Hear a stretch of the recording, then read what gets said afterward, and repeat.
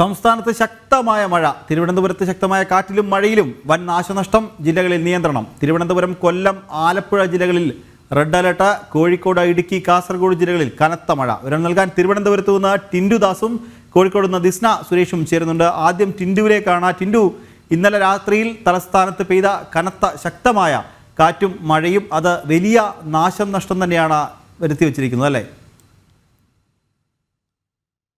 തീർച്ചയായിട്ടും നിഖില, ഇന്നലെ രാത്രി മുതൽ തലസ്ഥാനത്ത് അതിശക്തമായിട്ടുള്ള മഴയാണ് ലഭിക്കുന്നത്. അതിൽ വലിയ രീതിയിലുള്ള നാശനഷ്ടങ്ങളാണ് സംഭവിച്ചത്. ഇന്ന് ഏറ്റവും പുതുതായിട്ട് തിരുവനന്തപുരം സെക്രട്ടേറിയറ്റിന് പിറകു വശമുള്ള അനക്സ് വഴിന് സമീപമായിട്ടുള്ള റോഡിലേക്ക് ഈ പ്രസ് ക്ലബിന് മുന്നിലുള്ള വലിയ മരം കടപുഴകി വീണിരിക്കുകയാണ്. ആ മരം മുറിച്ചു മാറ്റുന്ന ദൃശ്യങ്ങളാണ് കാണുന്നത്.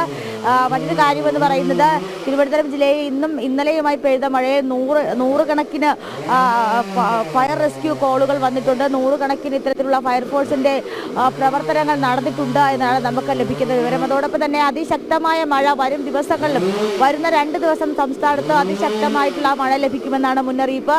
ഇന്ന് തിരുവനന്തപുരം, കൊല്ലം, പത്തനംതിട്ട ജില്ലകൾക്ക് റെഡ് അലർട്ട് പ്രഖ്യാപിച്ചിട്ടുണ്ട്. വരും ദിവസങ്ങളിലും മഴ ശക്തമാകുമെന്ന് IMDയുടെ ഭാഗത്തു നിന്ന് നിർദ്ദേശം നൽകിയിട്ടുണ്ട്, അല്ലെങ്കിൽ മുന്നറിയിപ്പുകൾ നൽകിയിട്ടുണ്ട്. ദുരന്ത നിവാരണ അതോറിറ്റി വലിയ രീതിയിലുള്ള മുന്നൊരുക്കങ്ങളാണ് നൽകിയിട്ടുള്ളത്. കാരണം വരുന്ന മണിക്കൂറുകളിൽ മഴ ശക്തമാകുമ്പോൾ നദീതീരങ്ങളോടും അതോടൊപ്പം തന്നെ തീരപ്രദേശത്തുമൊക്കെ താമസിക്കുന്നവർക്ക് വീടുകളിലേക്ക് വെള്ളം കയറാനും വെള്ളപ്പൊക്കം ഉണ്ടാകാനുമുള്ള സാധ്യതയൊക്കെ മുന്നിൽ കാണുന്നുണ്ട്. അങ്ങനെയുള്ള സംഭവങ്ങൾ ഉണ്ടാവുകയാണെങ്കിൽ എത്രയും പെട്ടെന്ന് തന്നെ റവന്യൂ ഉദ്യോഗസ്ഥരുമായി ബന്ധപ്പെട്ട വിവിധ ദുരിതാശ്വാസ ക്യാമ്പുകളിലേക്ക് മാറണമെന്ന് ദുരന്ത നിവാരണ അതോറിറ്റി നൽകുന്നുണ്ട്, അല്ലെങ്കിൽ നിർദ്ദേശം നൽകുന്നുണ്ട്. മണിക്കൂറിൽ 50 മുതൽ 60 കിലോമീറ്റർ വരെ വേഗതയിൽ കാറ്റ് വീശിയടിച്ചേക്കാമെന്നാണ് മുന്നറിയിപ്പുകൾ നൽകുന്നത്. കഴിഞ്ഞ ദിവസം ഉണ്ടായ കാറ്റിലും മഴയിലും വലിയ നാശനഷ്ടങ്ങൾ സംഭവിച്ചിട്ടുണ്ട്. 12ലധികം വീടുകൾക്ക് ഭാഗികമായിട്ടുള്ള നാശനഷ്ടങ്ങൾ സംഭവിച്ചു. 100ലധികം ഇടങ്ങളിൽ മരങ്ങൾ കടപുഴകി വീണു. അതോടൊപ്പം തന്നെ നിർത്തിയിട്ട വാഹനങ്ങൾക്ക് മേൽ മരങ്ങൾ വീണ് അപകടങ്ങൾ ഉണ്ടായി. തിരുവനന്തപുരം മെഡിക്കൽ കോളേജിൽ കൊല്ലം സ്വദേശിയുടെ ശരീരത്തിലേക്ക് മരം ഒടിഞ്ഞു വീണ് അദ്ദേഹം ഇപ്പോൾ അതിതീവ്ര പരിചരണ വിഭാഗത്തിൽ ചികിത്സയിലാണ്. അപ്പോൾ അത്തരത്തിൽ വലിയ രീതിയിലുള്ള നാശനഷ്ടങ്ങളാണ് ഇന്നലെ ഒരു ദിവസം തിരുവനന്തപുരം ജില്ലയിൽ ഉണ്ടായിട്ടുള്ളത്.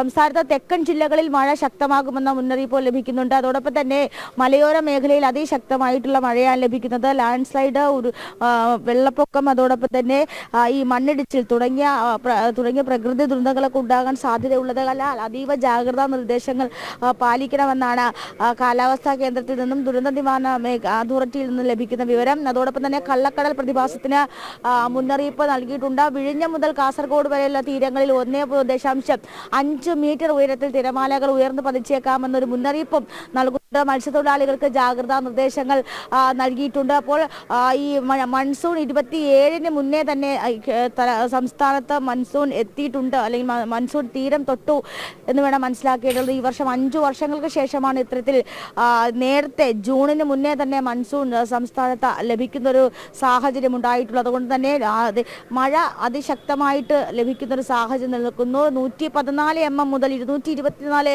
mm വരെ ഘനമീറ്ററിൽ മഴ ലഭിക്കാനുള്ളൊരു സാഹചര്യം, അല്ലെങ്കിൽ മഴ ലഭിക്കാനുള്ള മുന്നറിയിപ്പും നൽകിയിട്ടുണ്ട്. ഒറ്റപ്പെട്ട ഇടങ്ങളിലെ അതിശക്തമായ മഴ, അത്തരത്തിലുള്ളൊരു ഒറ്റപ്പെട്ട ഇടങ്ങളിലെ മഴയല്ല പ്രവചനത്തിൽ വന്നിട്ടുള്ളത്. സംസ്ഥാന വ്യാപകമായി ജില്ല വ്യാപകം ഒരു വലിയ മേഖലയിൽ തുടർച്ചയായിട്ടുള്ള മഴ ലഭിക്കാനുള്ള ഒരു സാഹചര്യമാണ് നിലനിൽക്കുന്നത്. ഒറ്റപ്പെട്ട ഇടങ്ങളിൽ ലഭിക്കുന്ന ശക്തിയായിട്ടുള്ള മഴയാണെങ്കിൽ പെട്ടെന്നൊരു വെള്ളപ്പൊക്കമോ അല്ലെങ്കിൽ പെട്ടെന്ന് ആ മഴ പെയ്തു തോരുന്നു. പക്ഷേ നിലവിലെ സാഹചര്യത്തിൽ തുടർച്ചയായിട്ടുള്ള മണിക്കൂറുകളോളം തുടർച്ചയായിട്ടുള്ള മഴ ലഭിക്കാനുള്ളൊരു മുന്നറിയിപ്പാണ് നൽകിയിട്ടുള്ളത്. എന്തായാലും ഇന്ന് ദിനാന്തര അന്തരീക്ഷ വ്യവസ്ഥ കാരണം ഏതാണ്ട് 3 ജില്ലകൾക്കാണ് ഇപ്പോൾ റെഡ് അലേർട്ടുകൾ പ്രഖ്യാപിച്ചിട്ടുള്ളത്. വരുന്ന മണിക്കൂറിൽ 10 മണിയോടുകൂടി അടുത്ത ബുള്ളറ്റിൻ IMD അല്ലെങ്കിൽ കാലാവസ്ഥാ കേന്ദ്രം പുറപ്പെടുവിക്കുക. ഈ ബുള്ളറ്റിലാണ് ഇനിയുള്ള അടുത്ത മണിക്കൂറുകളിൽ എങ്ങനെയാണ് സംസ്ഥാനത്ത് മഴയുടെ ലഭ്യത അല്ലെങ്കിൽ മഴയുടെ തീവ്രത എന്ന് മനസ്സിലാക്കാൻ സാധിക്കുന്നത്. ഓറഞ്ച്, യെല്ലോ അലേർട്ടുകൾ പ്രഖ്യാപിച്ചിട്ടുള്ളിടത്തും അതീവ ജാഗ്രതാ നിർദ്ദേശങ്ങൾ പാലിക്കണമെന്ന മുന്നറിയിപ്പുകൾ നൽകുന്നുണ്ട്. എൽനിനോ, ലാലിനോ പ്രതിഭാസങ്ങളൊക്കെ കടന്നു പോകുന്ന ഒരു സാഹചര്യമായതുകൊണ്ട് തന്നെ മഴ അതിതീവ്രതയോടുകൂടി തന്നെ ലഭിക്കുമെന്നാണ് കാലാവസ്ഥാ കേന്ദ്രം നൽകുന്ന മുന്നറിയിപ്പ്. നിഖിൽ, ടിൻഡു, ഒപ്പം തന്നെ നഗരത്തിലെ വെള്ളക്കെട്ട് അത് വലിയ ബുദ്ധിമുട്ടുണ്ടാക്കുന്നുണ്ട്. ഇന്നലെ മഴ പെയ്തപ്പോൾ മുതൽ ഇങ്ങോട്ട് രാത്രിയിലടക്കം നഗരത്തിൻ്റെ പല ഭാഗങ്ങളിലും വെള്ളം കയറിയിട്ടുണ്ട്. പല റോഡുകളും ഇപ്പോൾ വെള്ളത്തിനടിയിലാണല്ലേ? തീർച്ചയായിട്ടും നിഖിൽ സൂചിപ്പിച്ചതുപോലെ തന്നെയാണ്. തലസ്ഥാനത്തെ സംബന്ധിച്ചിടത്തോളം ചെറിയ മഴ പെയ്താൽ തന്നെ പെട്ടെന്ന് താഴ്ന്ന ഇടങ്ങളിലൊക്കെ വെള്ളപ്പൊക്കം അല്ലെങ്കിൽ വെള്ളക്കെട്ട് ഉണ്ടാകാനുള്ള സാധ്യതയാണ് മുന്നിൽ നിൽക്കുന്നത്. തിരുവനന്തപുരം, തമ്പാനൂർ, അതോടൊപ്പം തന്നെ വഞ്ചൂർ, പേട്ട, ചാക്ക, കൊച്ചുവേലി ഭാഗങ്ങളിലൊക്കെ താഴ്ന്ന പ്രദേശങ്ങളിൽ വെള്ളം കയറിയിട്ടുണ്ട്. നേരത്തെ നമ്മൾ കണ്ടതാണ്. ഒരു മഴ പെയ്താൽ പിന്നെ പുറത്തേക്ക് ഇറങ്ങാൻ കഴിയാത്ത ഒരു സാഹചര്യമാണ് ഇവിടുത്തെ പൊതുജനങ്ങൾക്കുള്ളത്. ഏറ്റവും പ്രധാനപ്പെട്ട കാര്യം ഓടകളിലെ ഡ്രെയിനേജ് സംവിധാനം, മഴക്കാലപൂർവ്വ ശുചീകരണങ്ങളുടെ ഭാഗമായിട്ട് ഡ്രെയിനേജ് സംവിധാനങ്ങൾ ശുചീകരിക്കാത്തതും ഡ്രെയിനേജിലെ മാലിന്യം കോരി മാറ്റാത്തതുമാണ് ഇത്തരത്തിലുള്ള വെള്ളക്കെട്ടുകൾ ഉണ്ടാകാനുള്ള സാധ്യത മുന്നിൽ കാണുന്നത്. കാരണം ഏറ്റവും കൂടുതൽ പ്ലാസ്റ്റിക് മാലിന്യങ്ങൾ തലസ്ഥാനത്ത് ഓടകളിലൂടെ ഒഴുകുന്നൊരു തലസ്ഥാനവും കൂടിയാണ് തിരുവനന്തപുരം നഗരം എന്ന് പറയുന്നത്. അപ്പോൾ ഈ പെയ്യുന്ന മഴയിൽ പെട്ടെന്ന് വെള്ളപ്പൊക്കമുണ്ടാകുന്ന ഒരു സാഹചര്യം തിരുവനന്തപുരം ജില്ലയിലെ നഗരപ്രദേശത്ത് നിലനിൽക്കുന്നുണ്ട്. ഈ വഞ്ചൂർ ഭാഗത്തൊക്കെ വെള്ളം കയറിയിട്ടുണ്ടെന്ന് നമുക്ക് മനസ്സിലാക്കാൻ സാധിക്കുന്നു. അതോടൊപ്പം തന്നെ ഏറ്റവും കൂടുതൽ മഴ ഇങ്ങനെ ശക്തിയായി തുടരുകയാണെങ്കിൽ ഇത്തരത്തിൽ അതിശക്തമായിട്ടുള്ളൊരു വെള്ളക്കെട്ടിലേക്ക്, രൂക്ഷമായിട്ടുള്ള വെള്ളക്കെട്ടിലേക്ക് തലസ്ഥാനം മാറും. മഴക്കാല പൂർവ്വ ശുചീകരണങ്ങളിൽ നഗരസഭയ്ക്കുണ്ടായ പാളിച്ചയാണ്. പക്ഷേ പൊതുജനങ്ങളെ ബുദ്ധിമുട്ടിലാക്കുന്ന വിധത്തിൽ ഇത്തരത്തിലൊരു വെള്ളക്കെട്ടിലേക്ക് പോകാനായിട്ടുള്ള ഒരു സാഹചര്യം ഉണ്ടായത്. എന്തായാലും വരും മണിക്കൂറുകളിൽ മഴ ശക്തമാവുകയാണെങ്കിൽ തലസ്ഥാനം പൂർണ്ണമായിട്ട് മുങ്ങുന്ന ഒരവസ്ഥയിലേക്ക് എത്തിപ്പെടും. നിഖിൽ, ടിൻഡു തുടരുക. ഇപ്പോൾ കോഴിക്കോട് നിന്ന് ദിസ്ന സുരേഷ് കൂടി ചേരുന്നുണ്ട്. ദിസ്ന, കോഴിക്കോടും പല സ്ഥലങ്ങളിലും ഈ ഒരു കാറ്റ്, മഴ, വലിയ നാശനഷ്ടങ്ങളൊക്കെ പല സ്ഥലങ്ങളിലും ഉണ്ടായിട്ടുണ്ടെന്ന് അറിയാൻ സാധിക്കുന്നു അല്ലേ?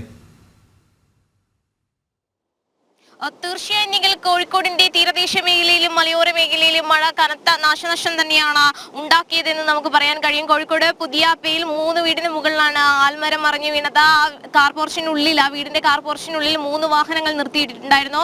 അതിൽ ഒരു വാഹനം മാത്രമാണ് പുറത്തേക്ക് എത്തിക്കാൻ ഇതുവരെ കഴിഞ്ഞിട്ടുള്ളൂ. നമ്മൾ നേരത്തെ അത് കണ്ടതാണ്. കൂടാതെ തന്നെ ആ വീടിന്റെ മതിലുകൾ ഉൾപ്പെടെ ഇടിഞ്ഞു വീണ വലിയൊരു നാശനഷ്ടം തന്നെയാണ് ഈ വാഹനങ്ങൾക്ക് ഉൾപ്പെടെ ഉണ്ടായത് എന്ന കണക്കുകൾ തന്നെയാണ് ഇപ്പോൾ പുറത്തുവരുന്നത്. കൂടാതെ കോഴിക്കോടിന്റെ മലയോര മേഖലകളിൽ കനത്ത മഴ തുടരുന്നു എന്ന് തന്നെയാണ് നമുക്ക് അറിയാൻ സാധിച്ചിരിക്കുന്നത്. മുക്കം, തിരുവമ്പാടി, കാരശ്ശേരി തുടങ്ങിയ ഇടങ്ങളിൽ അതിശക്തമായ മഴ തന്നെയാണുള്ളത്. അതോടൊപ്പം തന്നെ വാഴകൃഷി ഉൾപ്പെടെയുള്ള സുബിൻ എന്നൊരു കർഷകന്റെ വാഴകൃഷി ഉൾപ്പെടെ നശിച്ച ഒരു റിപ്പോർട്ടും ഇപ്പോൾ നിലവിൽ പുറത്തു വരുന്നുണ്ട്. കോഴിക്കോട് ജില്ലയുടെ നഗര തീര പ്രദേശങ്ങളിലടക്കം വലിയ രീതിയിലുള്ള മഴ തന്നെയാണ് ലഭ്യമായിക്കൊണ്ടിരിക്കുന്നത്. തീരദേശ മേഖലയിലുള്ള ആളുകൾക്ക് ജാഗ്രതാ നിർദ്ദേശം നൽകിയിട്ടുണ്ട്. അതോടൊപ്പം തന്നെ ക്വാറികളിലെ പ്രവർത്തനം ഇന്നലെ മുതൽ നിർത്തിവെക്കണമെന്ന് ജില്ലാ കളക്ടർ സ്നേഹിൽ കുമാർ സിംഗ് ആവശ്യപ്പെട്ടിട്ടുണ്ട്. അതോടൊപ്പം തന്നെ നമുക്കറിയാം തീരദേശ മേഖലയിലുള്ള ആളുകൾ, അതായത് ഈ മഴ പെയ്താൽ കോഴിക്കോടിന്റെ ഒരു അവസ്ഥ എന്ന് പറയുന്നത് വലിയ രീതിയിൽ വെള്ളക്കെട്ടുണ്ടാവുന്നു. ആ വെള്ളക്കെട്ട് പ്രധാനമായും ഉണ്ടാവുന്നത് പുതിയാപ്പ, വെള്ളയിൽ തുടങ്ങിയ ഹാർബർ പരിസര പ്രദേശങ്ങളിൽ താമസിക്കുന്ന ജനങ്ങളുടെ വീടുകളിലേക്ക് വലിയ രീതിയിലുള്ള വെള്ളം കയറുന്ന ഒരു അവസ്ഥയിലേക്ക് എത്താറുണ്ട്. എന്തായാലും ആ പ്രദേശത്തെ ആളുകൾക്കൊക്കെ തന്നെയും ജാഗ്രതാ നിർദ്ദേശം നൽകിയിട്ടുണ്ട്. നഗരപ്രദേശങ്ങളിൽ വലിയ രീതിയിലുള്ള വെള്ളക്കെട്ടുകൾ അനുഭവപ്പെടുന്ന ഒരു അവസ്ഥയാണ് നിലവിലുള്ളത്. മാത്രമല്ല താമരശ്ശേരി 9ാം വളവിലെ അപകട മരങ്ങളൊക്കെ തന്നെയും മുറിച്ചു മാറ്റുകയാണ്. അതുകൊണ്ട് തന്നെ ഗതാഗത തടസ്സവും അനുഭവപ്പെടുന്നു എന്നുള്ളതാണ്. എന്തായാലും കനത്ത മഴയിൽ വലിയ നാശനഷ്ടം തന്നെയാണ് കോഴിക്കോട് ജില്ലയിലും നിലവിൽ റിപ്പോർട്ട് ചെയ്യപ്പെട്ടിട്ടുള്ളത്. നിഖിൽ, ശരി ദിസ്ന, തുടരുക. ടിൻഡു കൂടി തിരുവനന്തപുരത്ത് നിന്ന് തുടരുന്നുണ്ട്. ടിൻഡു, ഇന്ന് മന്ത്രി രാജൻ ഈ ഒരു കേസ് ദുരന്ത നിവാരണ അതോറിറ്റിയിൽ എത്തുന്നുണ്ട്. അവിടെ ഒരു അവലോകന യോഗം നടത്തുന്നുണ്ട് എന്നറിയാൻ സാധിക്കുന്നുണ്ട്. അതുമായി ബന്ധപ്പെട്ട വിവരങ്ങൾ കൂടുതലായി. നിഖിൽ, ഇന്ന് ഉച്ചയ്ക്ക് 2 മണിക്കാണ് റവന്യൂ വകുപ്പ് മന്ത്രി കെ രാജൻ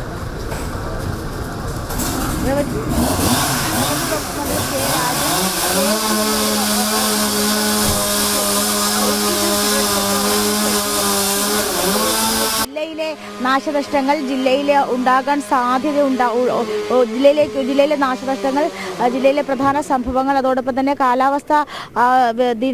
കാലാവസ്ഥാ വ്യത്യാസവുമായി ബന്ധപ്പെട്ടുള്ള ചർച്ചകൾ, ഇവയൊക്കെ KSDMA ഓഫീസിലെത്തി നേരിട്ട് കണ്ട് ദുരന്ത നിവാരണ അതോറിറ്റി നേരിട്ട് കണ്ട് സംസാരിച്ച് കാര്യങ്ങൾ സാഹചര്യങ്ങൾ വിലയിരുത്തുമെന്നുള്ളൊരു വാർത്തയാണ് പുറത്തു വരുന്നത്. അതിനുശേഷം മാധ്യമങ്ങളോട് അദ്ദേഹം പ്രതികരിക്കും. അപ്പോൾ ജില്ലയിൽ 2 ദിവസത്തിനുള്ളിൽ ഉണ്ടായ കനത്ത നാശനഷ്ടം, അതോടൊപ്പം തന്നെ കാലാവസ്ഥ വ്യതിയാനം കൊണ്ടുണ്ടാകുന്ന നാശനഷ്ടങ്ങൾ, അതോടൊപ്പം തന്നെ വരുന്ന ദിവസങ്ങളിലെ ദിനാന്തരീക്ഷ വ്യവസ്ഥ, ഇതൊക്കെയാണ് പ്രധാനമായിട്ടും ഇത്തരത്തിൽ KSDMA അല്ലെങ്കിൽ കേരള ദുരന്ത നിവാരണ അതോറിറ്റിയുടെ ഓഫീസിലേക്ക് നേരിട്ടെത്തി അദ്ദേഹം സന്ദർശിച്ച് വിലയിരുത്തുക. കാരണം നമുക്കറിയാം കഴിഞ്ഞ ഒരു വർഷം കേരളത്തെ സംബന്ധിച്ചിടത്തോളം പ്രകൃതി ദുരന്തത്തിൻ്റെ ഒരു വർഷമായിരുന്നു. വ്യക്തമായിട്ടുള്ള ഒരു മുന്നറിയിപ്പുകൾ, മഴ മുന്നറിയിപ്പിലുണ്ടായ മാറ്റം പോലും സർക്കാർ വലിയ രീതിയിൽ കാര്യമായി കൈക്കൊണ്ടില്ല. ഓറഞ്ച് അലർട്ട് മാത്രമാണ് പ്രഖ്യാപിച്ചത്. ഓറഞ്ച് അലർട്ട് പ്രഖ്യാപിക്കുമ്പോൾ ഉണ്ടാകേണ്ട മുന്നൊരുക്കങ്ങൾ പോലും സർക്കാർ സ്വീകരിച്ചിട്ടുണ്ടായിരുന്നില്ല. അപ്പോൾ അതുകൊണ്ട് തന്നെ അത് വലിയൊരു ദുരന്തമാണ് കഴിഞ്ഞ ഒരു വർഷം കേരളം കടന്നുപോയത്. അപ്പോൾ അത്തരത്തിലുള്ള സാഹചര്യം, ചെറിയ മഴയിൽ ഉണ്ടാകുന്ന വ്യത്യാസം, അത് കേരളം എന്ന് പറയുന്നത് ഒരു വൾണറബിൾ ആയിട്ടുള്ള സ്റ്റേറ്റ് ആണ്. അപ്പോൾ അത്തരത്തിൽ ചെറിയൊരു മഴയിലുണ്ടാകുന്ന വ്യത്യാസം തന്നെ എന്തെങ്കിലും അപകടകരമായിട്ടുള്ള അവസ്ഥയിലേക്ക് പോകാനുള്ള സാഹചര്യമുണ്ടോ? ഈ സാഹചര്യങ്ങളൊക്കെയാണ് പ്രധാനമായിട്ടും ഇന്ന് വിലയിരുത്തുന്നത്. പ്രധാനമായിട്ടും തിരുവനന്തപുരം ജില്ലയിലെ നാശനഷ്ടങ്ങളാണ്. മലയോര മേഖലയിലെ വിവരങ്ങൾ ഇതുവരെ പുറത്തു വന്നിട്ടില്ല. വരും മണിക്കൂറുകളിലെ മഴയും ദിനാന്തരീക്ഷ വ്യവസ്ഥയെ അനുസരിച്ച് കൊണ്ടായിരിക്കും പക്ഷേ മുന്നറിയിപ്പുകളിൽ മാറ്റം. എന്തായാലും 2 മണിക്ക് അദ്ദേഹം റവന്യൂ മന്ത്രി കെ രാജൻ KSDMA ഓഫീസിൽ നേരിട്ടെത്തി നിലവിലെ സാഹചര്യങ്ങൾ വിലയിരുത്തും. ശരി ടിൻഡു, തുടരുക. ഇപ്പോൾ എനിക്ക് തോന്നുന്നു അവിടെ ഈ ഒടിഞ്ഞു വീണ മരം അത് മുറിച്ചു മാറ്റുന്ന ദൃശ്യങ്ങളൊക്കെയാണ് നമ്മൾ കണ്ടുകൊണ്ടിരിക്കുന്നത്. ടിൻഡു, തുടരുക. ഇപ്പോൾ കൊച്ചിയിൽ നിന്ന് ജിജീഷ് കരുണാകരൻ കൂടി ചേരുന്നു. ജിജീഷ, ഈ ഒരു മധ്യ കേരളത്തിലും മഴ ശക്തമാകുന്നുണ്ട്. ഇപ്പോൾ ചെറിയൊരു ശമനമുണ്ട് എന്നാണ് അറിയാൻ സാധിക്കുന്നത്. പക്ഷേ രാത്രിയിലൊക്കെ പെരുമഴയായിരുന്നു അല്ലേ?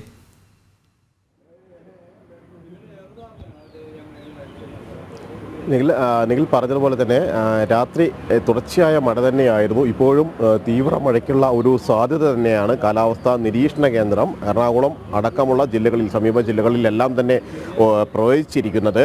ഇതിൽ ആലപ്പുഴ ജില്ലയൊഴികെ മറ്റ് എല്ലാ ജില്ലകളിലും ഓറഞ്ച് അലർട്ടാണ് പ്രഖ്യാപിച്ചിരിക്കുന്നത്. എറണാകുളം, തൃശ്ശൂർ, ഇടുക്കി, കോട്ടയം ജില്ലകളിൽ ഓറഞ്ച് അലർട്ടായിരിക്കുമെന്നാണ് കാലാവസ്ഥാ നിരീക്ഷണ കേന്ദ്രം നൽകിയിരിക്കുന്ന മുന്നറിയിപ്പ്. ആലപ്പുഴ ജില്ലയിൽ മാത്രമാണ് യെല്ലോ അലർട്ടുള്ളത്.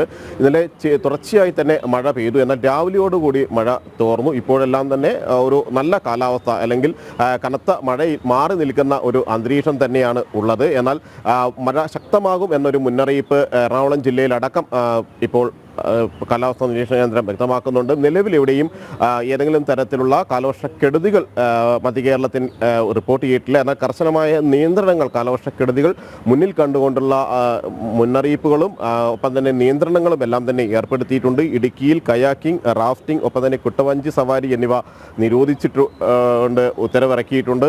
അതോടൊപ്പം തന്നെ കോറികളിൽ, കരിങ്കൽ കോറികൾക്ക് പ്രവർത്തനങ്ങൾക്ക് നിയന്ത്രണം ഏർപ്പെടുത്തിയിട്ടുണ്ട്. ജില്ലാ ഭരണകൂടം കൃത്യമായി തന്നെയുള്ള നിർദ്ദേശങ്ങൾ മുന്നോട്ട് വയ്ക്കുമെന്ന് അറിയിച്ചിട്ടുണ്ട്. എങ്ങനെ ഓരോ സ്ഥലത്തും മഴ കനത്ത് പെയ്യുന്നത് അനുസരിച്ചുള്ള മുന്നറിയിപ്പുകൾ അത് നൽകുന്നത് പൂർണ്ണമായും തന്നെ അനുസരിച്ച് വേണം മുന്നോട്ട് പോകാൻ. അപകടകരമായ മേഖലകളിൽ, വിനോദസഞ്ചാര മേഖലകളിലേക്കടക്കം പോകുന്നതിനുള്ള നിയന്ത്രണങ്ങൾ ഉണ്ടായിരിക്കും. അത്തരം കാര്യങ്ങളിൽ ഒരു മുന്നറിയിപ്പ് പൂർണ്ണമായും ചെവിക്കൊള്ളാൻ ആളുകൾ തയ്യാറാകണമെന്നൊരു ആവശ്യം, അല്ലെങ്കിൽ അത്തരമൊരു നിർദ്ദേശം തന്നെയാണ് ജില്ലാ ഭരണകൂടവും മുന്നോട്ട് വയ്ക്കുന്നത്. നിലവിൽ വലിയ തോതിലുള്ള കെടുതികളോ കാലവർഷ പ്രശ്നങ്ങളോ ഉണ്ടായിട്ടില്ല. എന്നാൽ കിഴക്കൻ മേഖലകളിലും തുടർച്ചയായി തന്നെയായിരുന്നു മഴ പെയ്തിട്ടുള്ളത്. ഈ മേഖലകളെയാണ് സാധാരണ നിലയിൽ കാലവർഷക്കെടുതികൾ, തുടർച്ചയായ മഴ എല്ലാം തന്നെ ബാധിക്കാറുള്ളത്. എന്നതുകൊണ്ട് തന്നെ മഴ കനക്കുന്നത് ഈ പ്രദേശങ്ങളിൽ വലിയ നാശനഷ്ടങ്ങൾക്കും ഒപ്പം തന്നെ കെടുതികൾക്കുമെല്ലാം ഇടവരുത്താറുണ്ട് എന്നത് ഒരു ഭീതികരമായ സാഹചര്യം തന്നെയാണ് ഉണ്ടാക്കുന്നത്. എന്നാൽ നിലവിൽ മഴ മാറി നിൽക്കുകയാണ്. നിഖിൽ. ശരി ജിജീഷ്, എന്തായാലും സംസ്ഥാനത്ത് ശക്തമായ മഴ തുടരുകയാണ്. തിരുവനന്തപുരത്ത് ശക്തമായ കാറ്റിലും മഴയിലും വൻ നാശനഷ്ടമുണ്ടായിട്ടുണ്ട്. ജില്ലകളിൽ നിയന്ത്രണം ഏർപ്പെടുത്തിയിട്ടുണ്ട്. തിരുവനന്തപുരം, കൊല്ലം, ആലപ്പുഴ ജില്ലകളിൽ റെഡ് അലർട്ടും, കോഴിക്കോട്, ഇടുക്കി, കാസർഗോഡ് ജില്ലകളിൽ കനത്ത മഴയുള്ളതിനാൽ അവിടെയും അലർട്ട് നൽകിയിട്ടുണ്ട്. വിവരങ്ങൾ നൽകുകയായിരുന്നു തിരുവനന്തപുരത്ത് നിന്ന് ടിൻഡു ദാസും, കോഴിക്കോട് നിന്ന് ദിസ്ന സുരേഷും, കൊച്ചിയിൽ നിന്ന് ജിജീഷ് കരുണാകരനും.